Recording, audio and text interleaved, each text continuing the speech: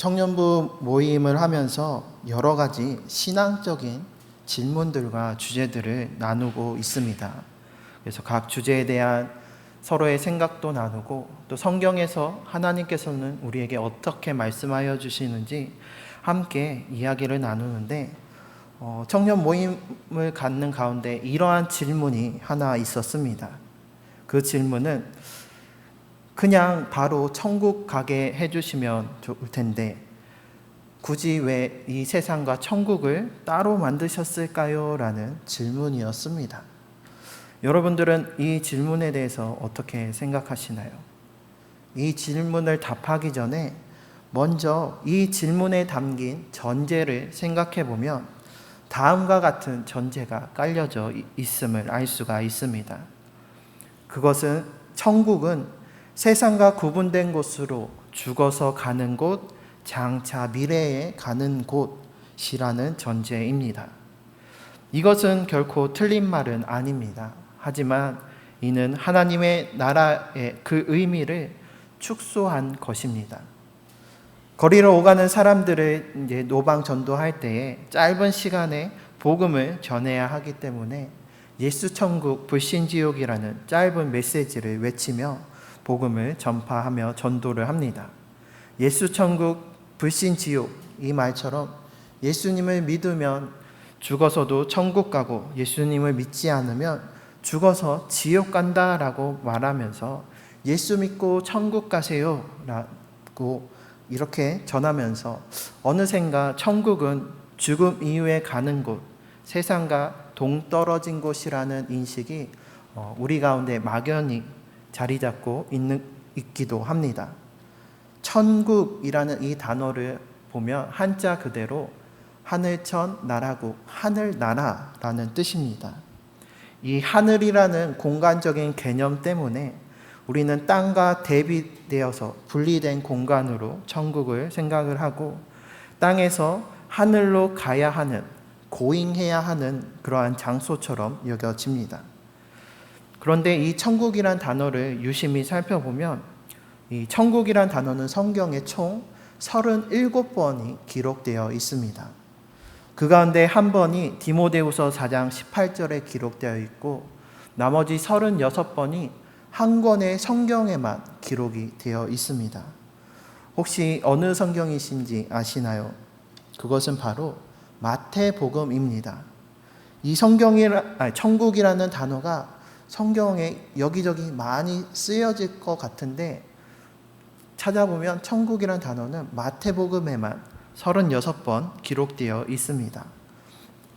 다른 복음서에서는 하나님 나라라는 이 표현이 마태복음에는 천국이라고 쓰여져 있는 것을 볼 수가 있는데, 그 예로 마태복음 3장 2절과 또 평행본문인 마가복음 1장 15절 말씀을 보면 회개하라 천국이 가까이 왔느니라 하였으니, 또 마가복음에는 이르시되 때가 찼고 하나님의 나라가 가까이 왔으니 회개하고 복음을 믿으라 하시더라. 같은 내용의 평행 본문이지만 마태복음은 천국이라고 하고 마가는 하나님의 나라라고 달리 표현하고 있습니다. 물론 마태도 하나님 나라라는 표현을 전혀 사용하지 않은 것은 아닙니다. 그렇지만 하나님 나라보다 천국이라는 표현을 더욱더 압도적으로 사용했습니다. 하나님 나라는 마태복음에 4번 쓰여졌지만 천국이라는 이 단어는 36번 쓰여진 것처럼 9배나 더 많이 천국이라는 표현을 사용하고 있는데, 왜 마태는 하나님 나라라는 표현보다 천국이라는 표현을 더 많이 사용했을까요? 그것은 마태복음이 바로 유대인들을 위해 쓰여진 복음서이기 때문입니다. 유대인들은 거룩하신 하나님의 이름을 함부로 입에 담을 수 없다라고 여겼습니다. 그래서 성경을 읽을 때에 하나님이라는 하나님의 이름이 나오면 그 부분을 나의 주님이라는 아도나이로 바꿔서 읽었습니다. 또 무엇보다도 유대인들의 세계관에서는 하늘은 하나님이 계신 곳이었습니다. 그래서 마태는 유대인들에게 복음을 전하면서 하나님 나라보다는 천국이라는 표현을 더 많이 사용했던 것이었습니다. 그런데 우리도 하나님 나라를 천국, 하늘나라라는 공간적인 개념으로 쉽게 생각하면서 하나님 나라를 죽음 이후에 가는 구원의 장소로 막연히 여기면서 신앙생활하고 있지는 않는지요.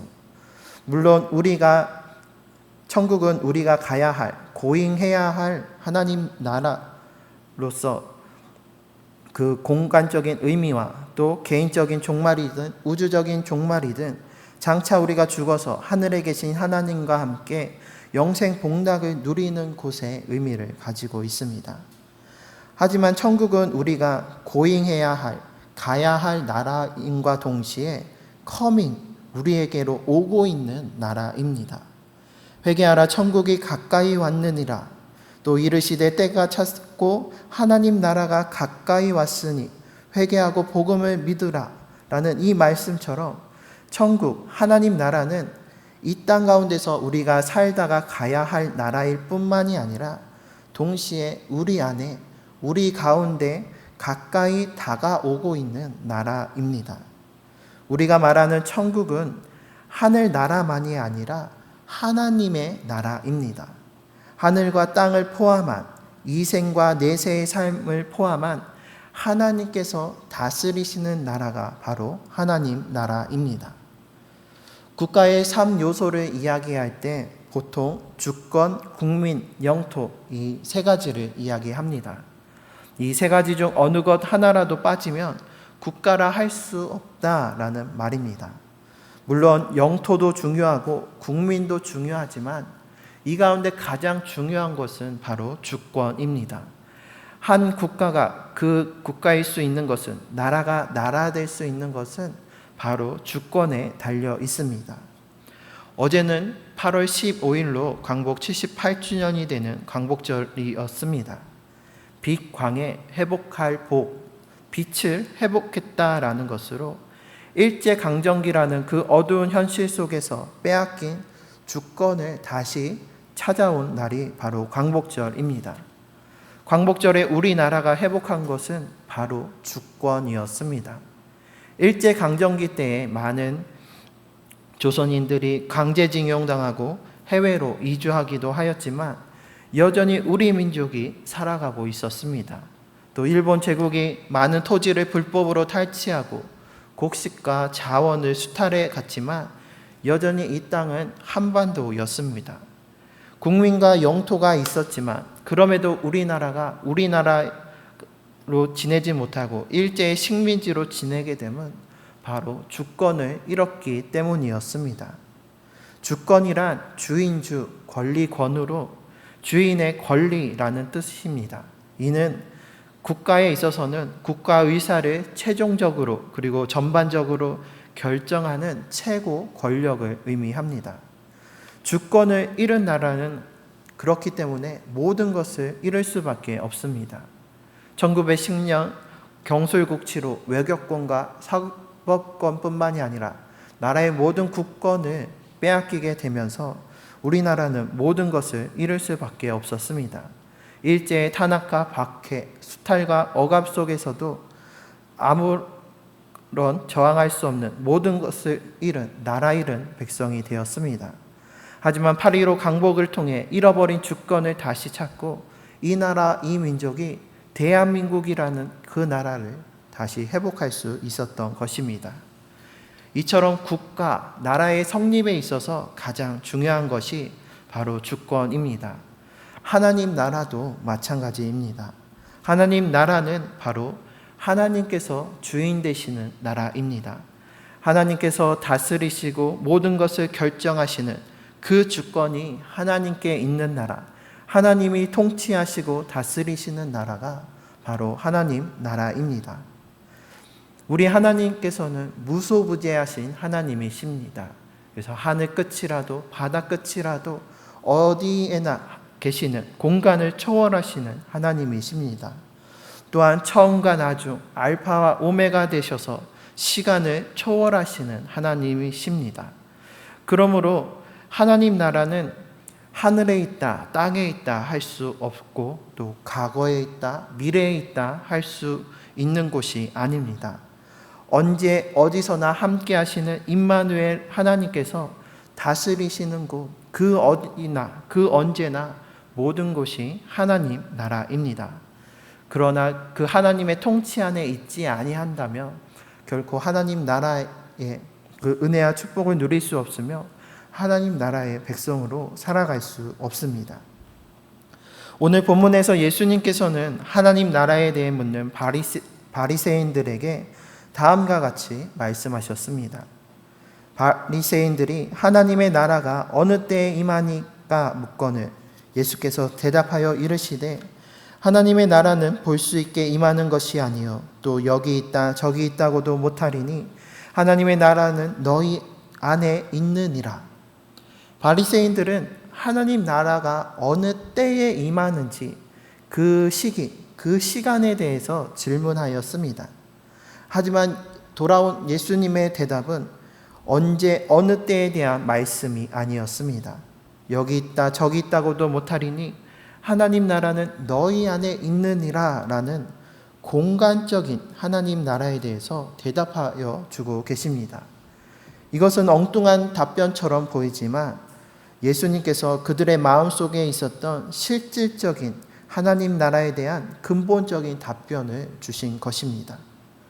바리새인들을 비롯한 유대인들은 하나님 나라를 하늘 나라로만 여겼습니다. 그리고 그들에게 있어서 하나님 나라의 임재는 로마를 물리치고 예루살렘을 회복해서 이스라엘 나라를 다시 세우는 것에 있었습니다. 그래서 어떠한 하나님 나라가 임하는 것이 아니라 언제 자기들이 바라고 원하는 그 나라가 언제 임할지, 언제 로마로부터 독립할 수 있을지가 그들의 주된 관심사였던 것이었습니다. 과거에 임했었던 다윗 왕국과 같았던 그때와 같은 하나님 나라가 임하기를 소망하며 그 나라가 언제 임할지 예수님께 물었던 것이었습니다. 하지만 하나님 나라는 과거에 이미 완전히 임하였거나 역사 가운데 어느 날 갑자기 임하는 것이 아니라 과거에도 임했고 현재에도 임하고 미래로부터 우리에게 임하고 있는, 오고 있는 나라입니다. 즉 만물의 창조자여 주관자 되시며 알파와 오메가 되시는 하나님께서 통치하시는 나라로 우리가 앞으로 미래로 나아가야 할 그 나라이자 동시에 미래로부터 지금 여기 우리에게로 다가오고 있는 임하는 나라입니다.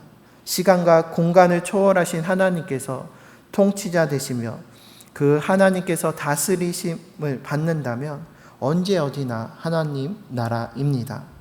그래서 예수님께서는 이들의 잘못된 천국관을 고쳐주시기 위해 하나님 나라는 볼 수 있게 임하는 것이 아니요 또 여기 있다 저기 있다고도 못하리니 하나님 나라는 너희 안에 있느니라 라고 말씀하신 것이었습니다.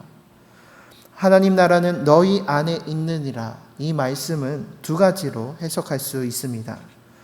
너희 안에 있다라는 의미로 하나님 나라는 외적으로 보이는 것이 아니라 내적이며 영적인 것으로 우리의 마음속에 임하는, 내재하는 하나님 나라이다 라는 뜻입니다. 또 두 번째 해석은 너희 사이에, 너희 가운데에 하나님 나라가 임한다 라는 뜻으로도 해석할 수가 있습니다. 즉 하나님의 나라가 우리가 서로 함께하는 그 가운데 우리 사이에 임한다 라는 것입니다. 하나님 나라가 너희 안에 또 혹은 너희 가운데 임한다 라는 것은 하나님 나라가 장차 미래에 갈 곳일 뿐만이 아니라 지금 여기 내 안에 그리고 우리 가운데에 서로 함께하는 그 지금의 현재의 가운데 경험하는 나라라는 뜻입니다. 하나님 나라는 우리가 나아가야 할 미래인과 동시에 미래로부터 지금 우리 여기에 우리 삶 가운데 맛볼 수 있고 하나님 나라의 통치를 경험한다면 우리가 하나님 나라의 임재하심을 이 땅 가운데서도 지금 여기서도 누릴 수 있는 것입니다. 우리가 하나님의 통치하심을 받으며 하나님 나라를 누릴 수 있는 것은 오직 예수님의 은혜요 구원의 기쁜 소식입니다. 본래 사람은 에덴 동산에서 하나님의 통치하심을 받는 하나님 나라의 백성이었습니다. 하지만 불순종함으로 하나님의 통치하심과 다스리심을 거부함으로 그 죄로 인하여 하나님의 통치하심으로 벗어난 자들입니다. 죄라는 단어가 헬라어로 하마르티아라고 하는데 이것이 관역에서 벗어나다라는 뜻으로서 즉 하나님의 통치하심, 하나님의 다스리심으로부터 벗어난 것이 바로 죄라고 할 수가 있습니다. 죄로 인하여 우리는 하나님의 통치하심에서 벗어나 사탄의 통치함을 받는 자가 되어버렸습니다. 하지만 예수님께서는 우리의 힘으로 결코 해결할 수 없는 이 죄의 문제를 해결해 주러 오셨습니다. 하나님 나라로 갈 수 없는 우리를 위해 하나님의 아들이신 참 신이신 빛 대신 예수님께서 이 땅 가운데 친히 오셨습니다.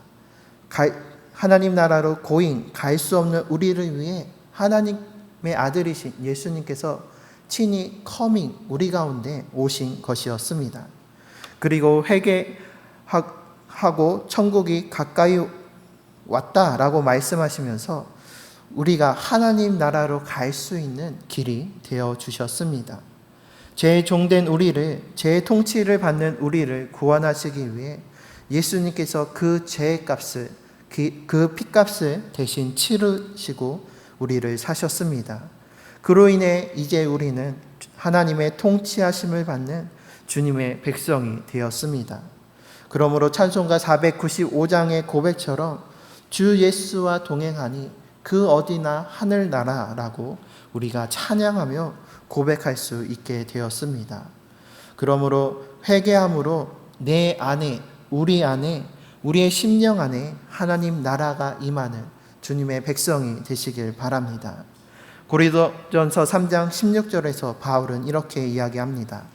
너희는 너희가 하나님의 성전인 것과 하나님의 성령이 너희 안에 계시는 것을 알지 못하느냐. 우리는 예수 그리스도로 말미암아 하나님의 거룩한 성전이 된 자들입니다. 우리 안에, 내 안에 하나님께서 거하시고 성령의 충만함으로 늘 주님과 동행함으로 주님의 통치하심을 받는 하나님 나라의 백성이 되었습니다. 그러므로 이제 더 이상 우리가 마귀의 통치함이 아닌 하나님의 통치함을 받는 자가 되었습니다.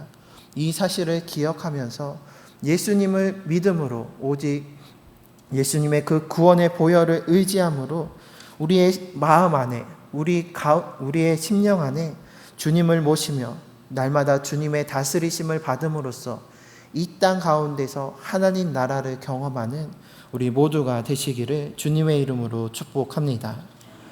또한 우리 안에뿐만 아니라 내 안에뿐만이 아니라 우리 가운데에 하나님 나라가 임하시길 바랍니다.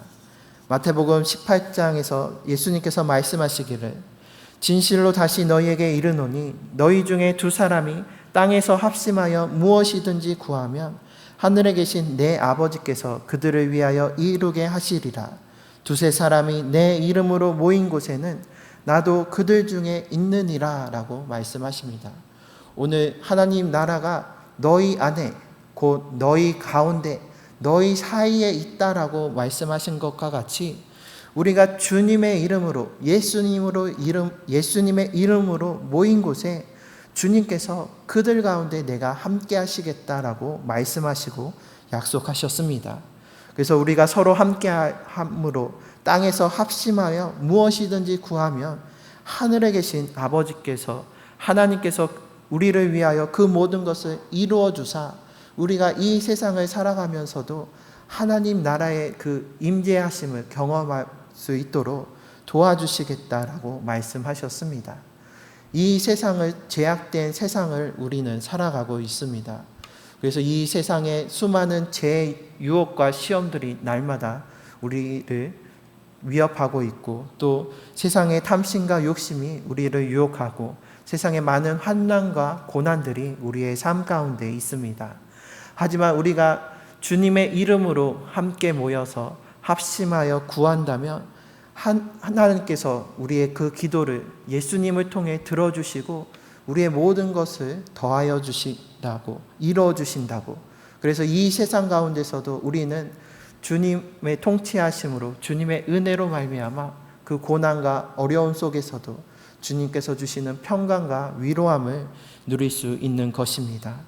그러므로 우리가 주님께서 가르쳐 주신 그 기도와 같이 하늘에 계신 우리 아버지여 이름이 거룩히 여김을 받으시오며 나라가 임하옵시며 뜻이 하늘에서 이루어진 것 같이 땅에서도 이루어지이다. 이 기도를 늘 기도하시면서 하나님의 나라가 내 안에 임할 수 있도록 또 하나님의 나라가 우리 가운데 우리 사이에 임할 수 있도록 늘 주님께 기도하고 간구하는 우리 모두가 되시기를 바랍니다.